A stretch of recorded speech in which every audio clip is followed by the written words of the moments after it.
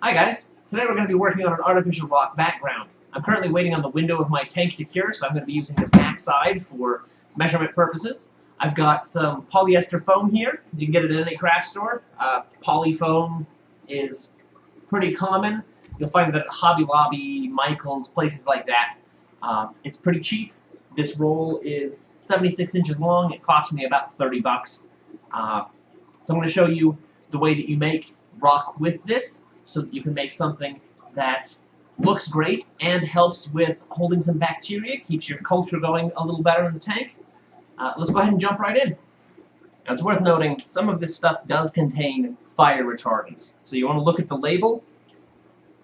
When you find these, you've got two spaces here on the very edge, with fire retardants and without fire retardants, and you want to make sure that you get the one with the second one, because the fire retardants arguably are dangerous for your fish. I'm not sure there's a whole lot of conclusive evidence of that, but it's better safe than sorry in this case.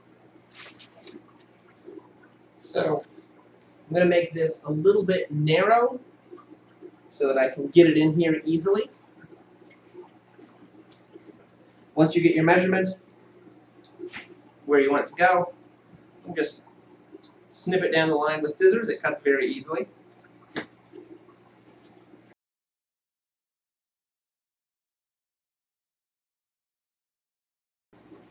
You can see this is a 2-inch foam. They come in a variety of sizes. I like this one because it gives me a little bit of extra room to work with. So to make your rock faces, you're just going to dig in, and tear a piece off. It does take a bit of force, so you get something off. It has a texture like that, which is very rock-like.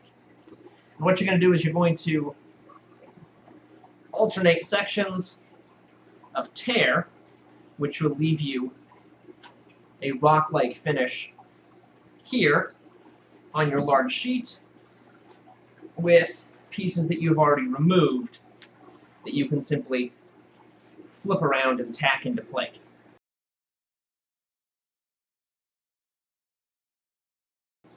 We've got a couple pieces here. If I take this and I glue it here on the edge, then I have rock that sticks out farther. This is a good way to give it a really good three-dimensional feel without having a whole lot of space taken up in your tank. This looks a whole lot better than the spray foam rock walls that people do. It's a lot more reliable. You don't have to worry about oils leaking into the tank. So I'm going to go ahead and tear out a nice pattern here.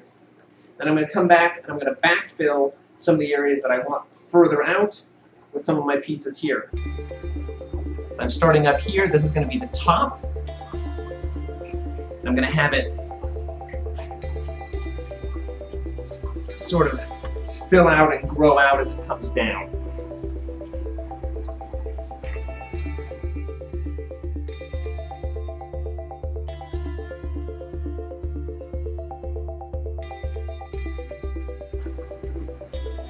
While leaving this piece here, and we'll just add a little bit of silicone here and hold it together. You'll never know that it happened. It gives it a little bit more of a deep crack here, so I like to do some of these on purpose further on, but for now I like to avoid them whenever possible.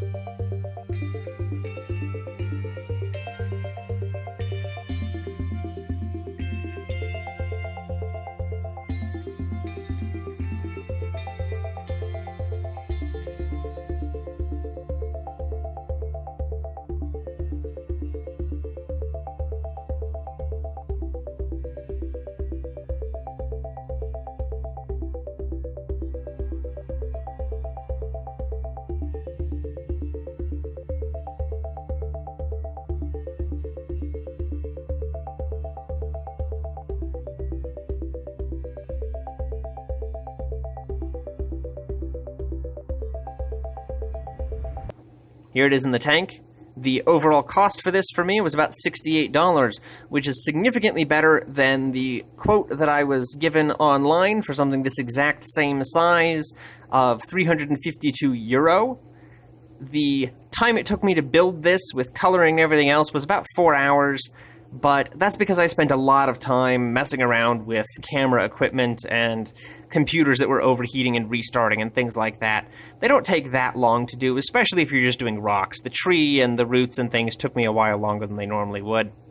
Doing this is pretty simple. You hold the layers together with silicone.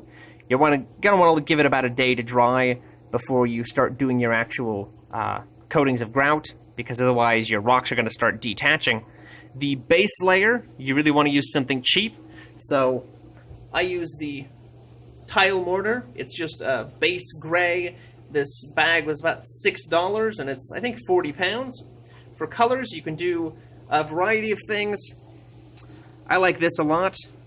You really want to get the unsanded. It's a lot easier to work with. This color only came in sanded, and I only used it for the tree, so I dealt with the headache of that, but the unsanded is a lot easier to work with. There are a few questions about this that I've gotten already during the build process. The first one is, does it affect your water parameters? I'm going to show you why it doesn't really make any difference. So you can see here the thickness of the actual tile grout. It is basically nothing. There is maybe a 1/16 of an inch there, but probably not that much. So this entire background has 3 to 4 pounds of cured grout on it, probably. If you're going to do a really heavy coat, you might end up with something as heavy as about 8 pounds, but that's a moderately sized rock, so it's not going to affect it a whole lot. If you've got a smaller tank, you're going to be doing a smaller background, so there's just not a whole lot in there to affect anything. Water can get in from both sides, so the minerals that are in this that are going to leach out very quickly. You do want to do 2 fill-ups and drains, where you fill it, you let it sit for a day, you drain it, and you repeat the process to get out anything that's going to come out very quickly. You also want to make sure, after you're done with this, that you give it at least 6 or 7 days to fully cure before you put some water in, or all of the colors that you put on are just going to leach out immediately, especially if you do it like I did, where the brown for the tree and the darker brown that I've got painted over these rocks was basically just a water-thin paint layer that I applied. It takes a while for that to really cure well. It says to give it 21 days on the bag. I don't do that, and I've never had issues, but I've never done this with less than about 7 days of drying time.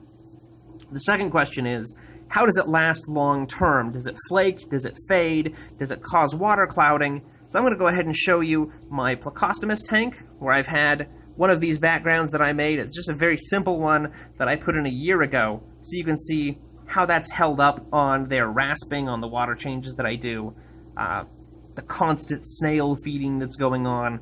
So let me show you that real quick. So here you can see my Plecostomus breeding tank. There are quite a few babies in here. You can see over here some of the fake rocks that I silicone to the bottom. They are rasping across them actively right now. It doesn't seem to hurt the rocks at all. It doesn't seem to hurt them at all. I've never had any apparent injury or wear of their flesh or anything that I've seen on their lips. The background itself, I had a little bit of a bleed through on this one because I didn't wait long enough. And that also happened because this is only 2 layers. So when I do 3 layers, I haven't had that. If I cared about the fact that that was there, I could go in and wipe it off with my finger at this point, but I think it actually looks kind of cool. It's not so great on the camera, but in person it gives a little bit of extra detail to the rock. It's constantly covered in snails or Plecostomus that are constantly rasping at it. I've never had anything come off. I've never had it affect the water quality in any way. This water looks a little bit murky because there's a light pointed straight into it right above the camera, but there's really not any problems with the water. Yeah. So, I hope you found that informative. I hope you guys liked that video. Share some of the things that you might make yourself, and if you like that, remember to subscribe so that you can catch some of the future videos. The next one we're going to be doing is going to be planting and lighting. So, I hope you come back for that. Thanks.